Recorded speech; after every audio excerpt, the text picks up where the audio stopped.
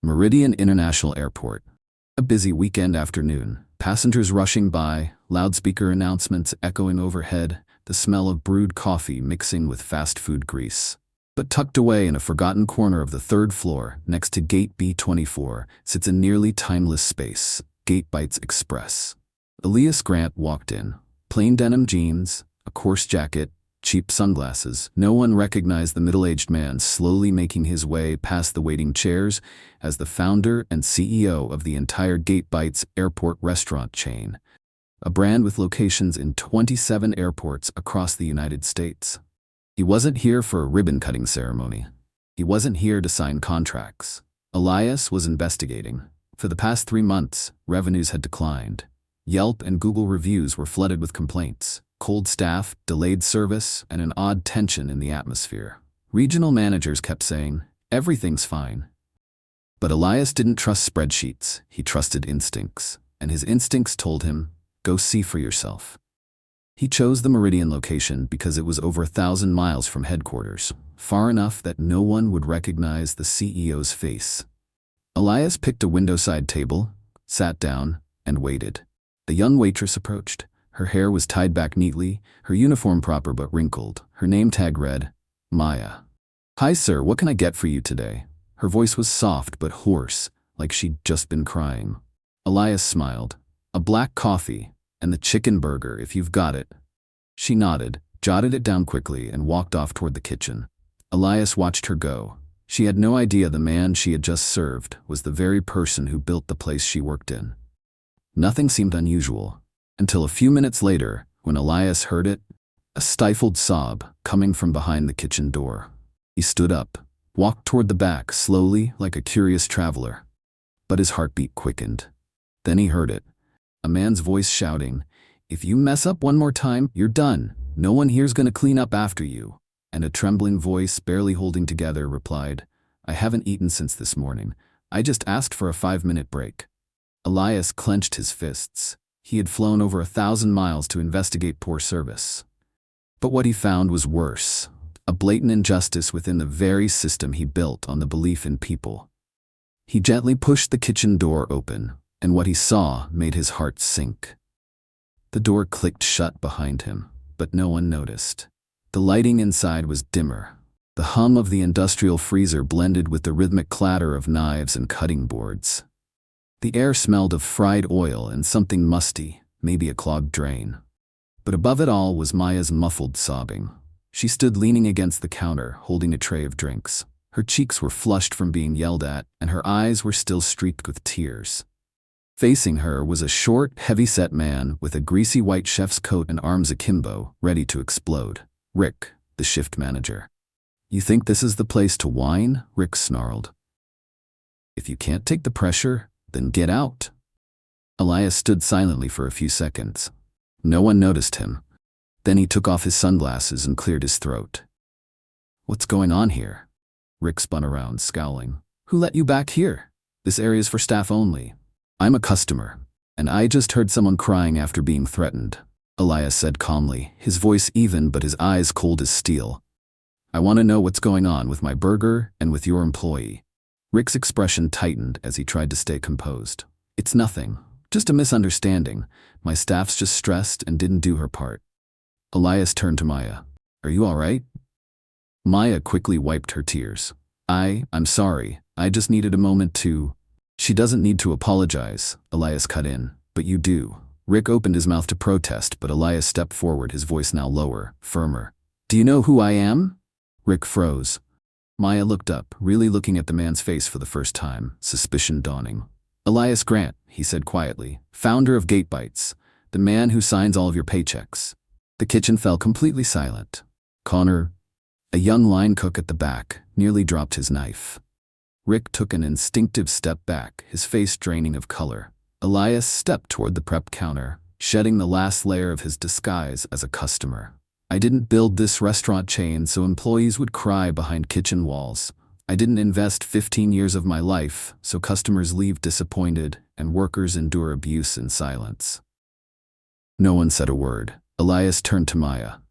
"You're off for the rest of the day, with full pay, And if I don't see you return next week with a smile, Rick will be held accountable by me and the executive board." Maya was speechless.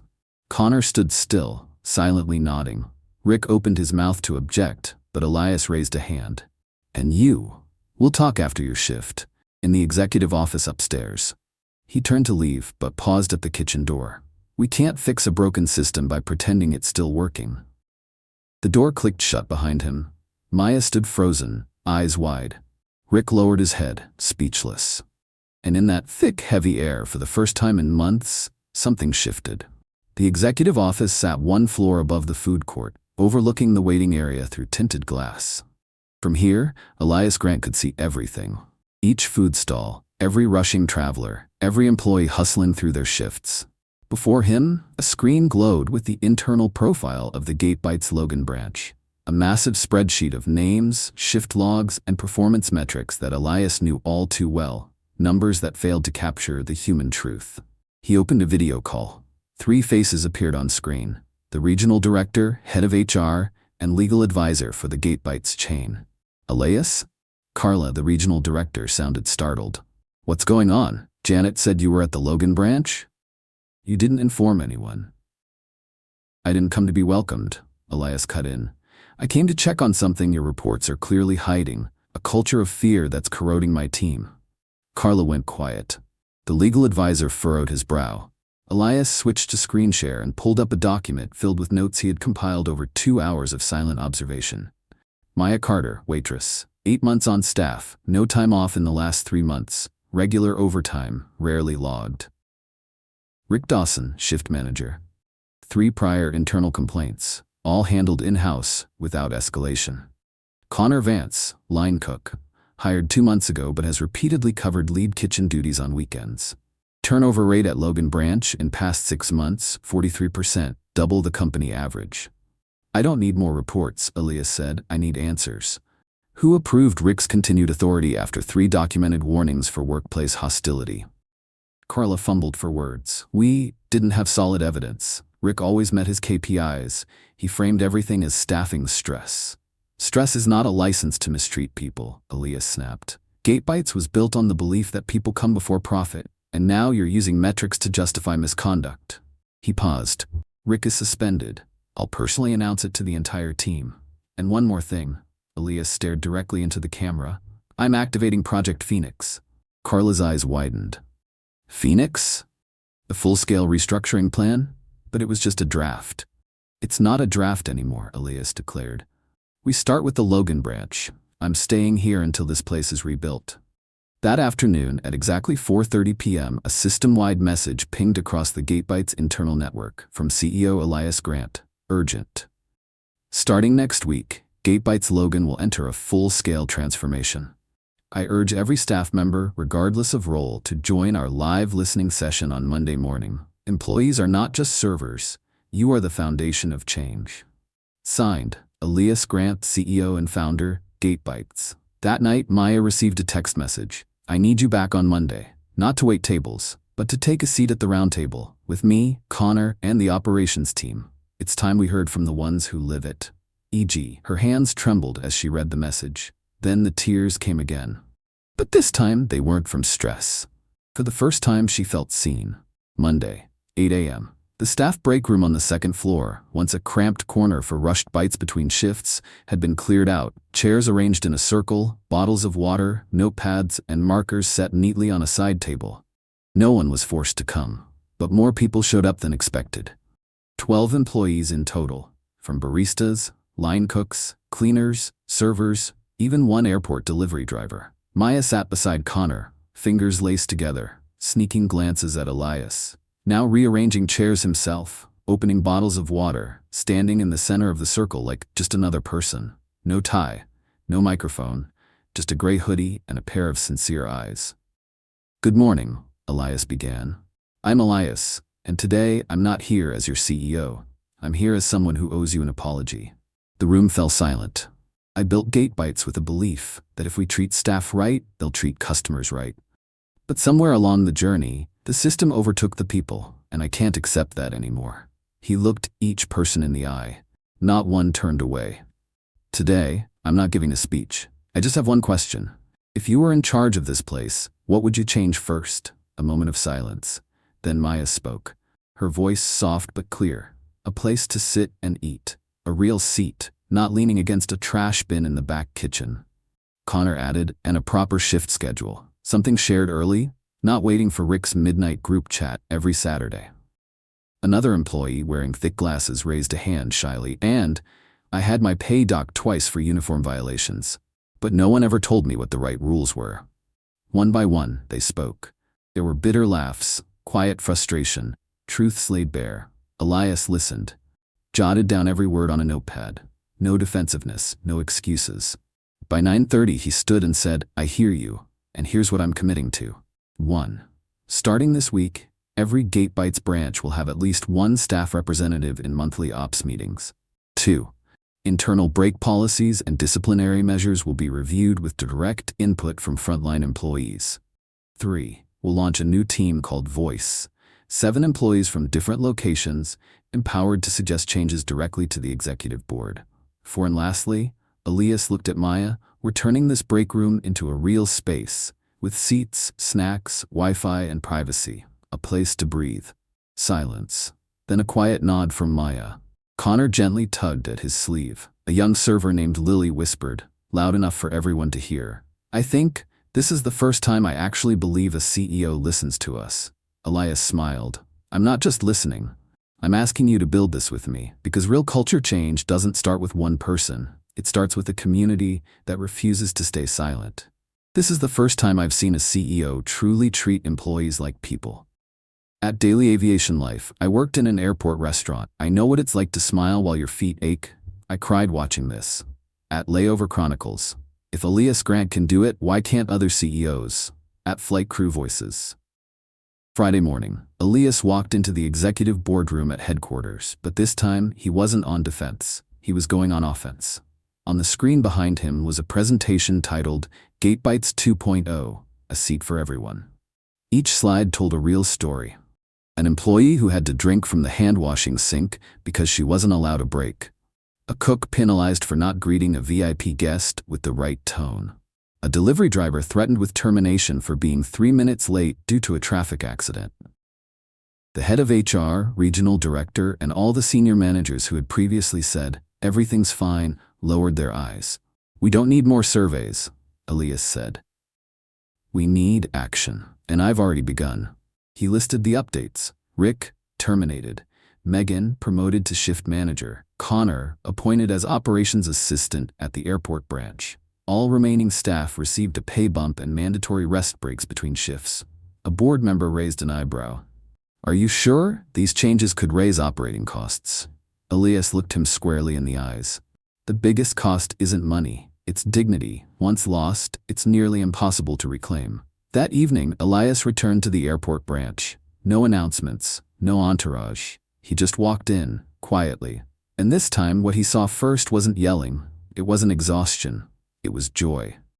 Maya was smiling, chatting with a group of elderly passengers. Connor was coaching a new hire on how to handle late orders without pointing fingers. In the break corner, an employee sat eating a sandwich. Gentle music played in the background. And on the wall was a handwritten note. Have you had enough water today? Elias stood for a few moments. No one noticed him. And they didn't need to. Because for the first time in a long time, Gatebytes wasn't relying on his orders to function. It had started changing from within. The following Monday on Gatebytes' internal Slack, an anonymous message appeared in the staff feedback channel. If Elias could listen at Terminal 6, why are we at Chicago O'Hare still working 10 hours without a break? Within an hour, another message came in from the Denver branch. We don't have a fridge for our lunches. Management says it's not a priority, so whose health is? Then Atlanta. Then JFK. Like dominoes falling into place, a whisper had become a ripple, now echoing across the busiest airports in the country. By the end of the week, 9 Gatebytes branches had filed internal reports requesting policy reviews, shift audits, and facility upgrades. What surprised the board most? Most requests weren't about raises, but about basic things. A place to sit during breaks, lunch at a proper time, the freedom to speak up without fear of losing your job. Elias read the dashboard and sat in silence. He never realized how the smallest things were often where people felt the most forgotten. May 30. Elias summoned all 13 regional managers to an online summit titled, "If one person can listen, so can the whole system." He didn't start with a PowerPoint. He started with raw footage from the kitchen camera, the moment he had seen Megan crying. No blurring, no music, no filters, just truth, harsh, undeniable, impossible to ignore. "This isn't an isolated incident," Elias said. "It's the consequence of prolonged silence." He continued, "I don't want us to be a chain known just for food. I want us to be known for how we treat each other." Each manager received a new handbook, the listening manual. It wasn't just procedures. It held real stories, lived experiences, and a genuine commitment that every voice mattered. A few weeks later, something unexpected began to happen. Customers started reviewing gate bites, not for the food, but for the people. The server at B12 was incredibly kind. She offered water to a lost child. The cook at Denver Gate 3 doubled as a DJ. I laughed through the whole meal. For the first time, I saw airport staff eating lunch like actual human beings. Elias stepped off a late flight in San Diego. As he walked past a newly opened Gate Bites kiosk, he stopped. He saw something that made him pause. Megan and Connor, standing side by side, training a new hire. Not as survivors of injustice, but as creators of a new kind of fairness. Elias didn't approach them. He just stood at a distance, watched, smiled. Then he walked away, without needing anyone to know who he was, because from that moment on, the change wasn't about Elias Grant anymore. It had become a culture. The morning hustle of airport kitchens no longer echoed with chaos, but a quiet anticipation remained, as if people were still waiting to see if the storm had truly passed. Ethan Hale returned to the terminal once more, this time without a disguise. He carried a notebook full of scribbled notes and a personnel badge with one bold stamp: CEO, Emergency Directive. He walked straight into the employee zone. No one stopped him. News of Rick's firing had spread like wildfire.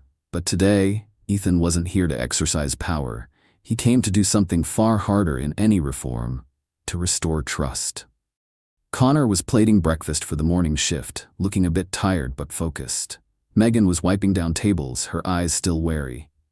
Ethan walked over and gestured for both of them to sit at the corner of the pantry. "We need to talk," he began, gently but with no room for negotiation.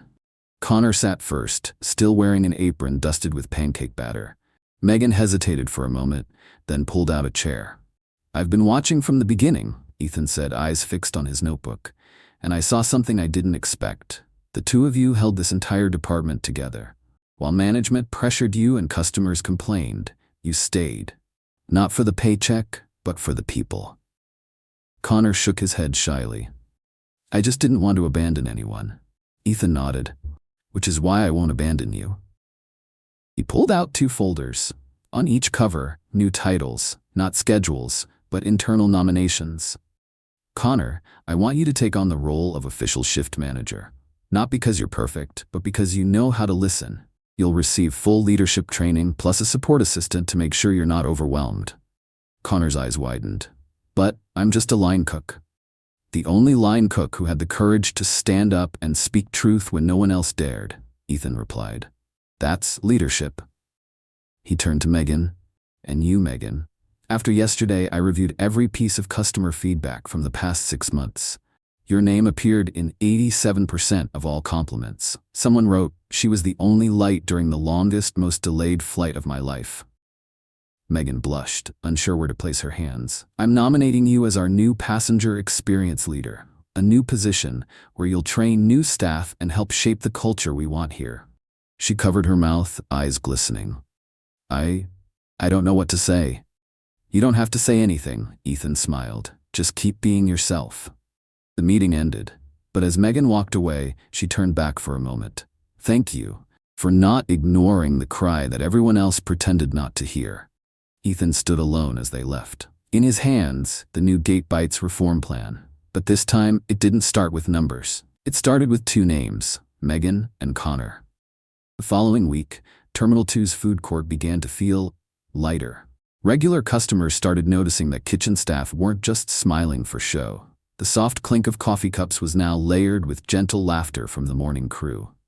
Connor had begun his training. Megan had officially taken on her new role, the first passenger experience leader in the entire chain. But as the light spread, the shadows began to stir. On the third floor, inside an executive office Ethan rarely visited, a group of mid-level managers sat in a closed-door meeting, eyes quiet but far from warm. At the head of the table sat Darren Cole, Northern District Operations Chief, the man who had once handpicked Rick. "What is he doing?" Darren muttered, pointing to a paused frame of Ethan and Megan speaking in the kitchen. "He's bypassing protocol," another manager said. "If frontline staff can jump straight into leadership roles without going through us, what's the point of the regional oversight team?" Darren crossed his arms. "I spent 7 years building this system. I'm not letting anyone, not even Ethan Hale, tear it down." One voice hesitated. "But what he's doing seems to be working. Customer feedback has improved." "In the short term, sure," Darren snapped. "But an organization can't run on emotions and viral videos. If we let this go on, every employee will think they have the right to question authority, and then we lose control." Meanwhile, Ethan launched a new round of anonymous internal surveys. The questions weren't the usual. "Are you satisfied with your job?" they asked. "Do you feel heard when you're struggling?" The results were staggering. Over 67% of employees answered no. Ethan called for a full management meeting. No assistant, no filters. For the first time in 3 years, he walked in alone. The room was silent. He didn't open with a speech. He cast one sentence onto the screen. "I'm afraid to speak up, because those who did were reassigned or not renewed." No one spoke. But some eyes began to turn toward Darren. Darren moved fast. 3 days later, he held a closed-door meeting with a group of supervisory staff. "If we let Ethan keep going, everything we built collapses. There have to be limits. I'm bringing a formal counter-proposal to the board to block his emotional reform." Word of this reached Ethan just as he was addressing a room of new hires. He wasn't surprised. "Resistance is natural," he told Lorraine, head of airport staff training. "We're not fighting people. We're fighting the culture of silence." Lorraine studied him. "Are you sure they'll choose you over Darren's stability?" Ethan looked toward the terminal window, where passengers lined up in quiet hope. "I don't need them to choose me. I just need them to choose decency." The boardroom on the 15th floor, where million-dollar decisions were made, now felt tighter than ever. A lawn mahogany table. To the left, Darren Cole, calm, calculating. To the right, Ethan Hale, sleeves rolled up, no longer the prideful CEO, but a man ready to own his consequences. Chairwoman Judith Conway opened. "We have 2 proposals. 1 from Mr. Cole, a return to centralized service oversight.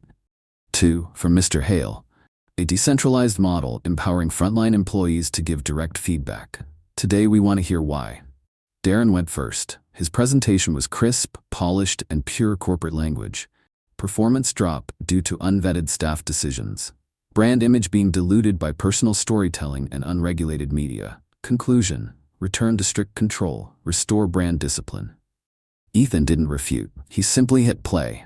First, Megan, kneeling in the airport, handwriting directions for a hearing-impaired passenger. Then, Connor, off shift, helping a single mother carry her luggage. "She reminded me of my mom."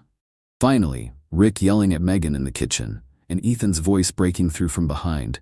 "She needs a break, and I'm the one making that call." Silence. Ethan stepped to the table. No PowerPoint, no graph, just himself, and the truth. "I'm not here to talk numbers, because I didn't ask permission to give Megan a raise. I didn't wait for approval to fire Rick. And I didn't seek a green light to put Connor into a management program.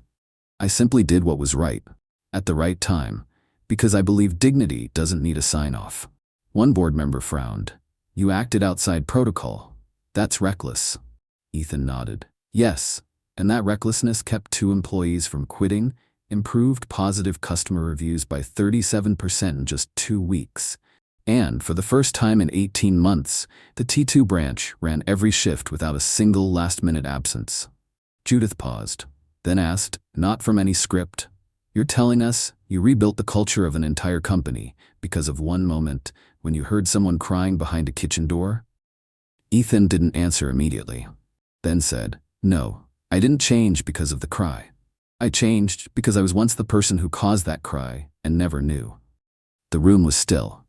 After the meeting, no one knew how the board would vote. Ethan walked straight back to the terminal, to the place it all began. Megan was serving an elderly couple. Connor was helping reset chairs after the lunch rush.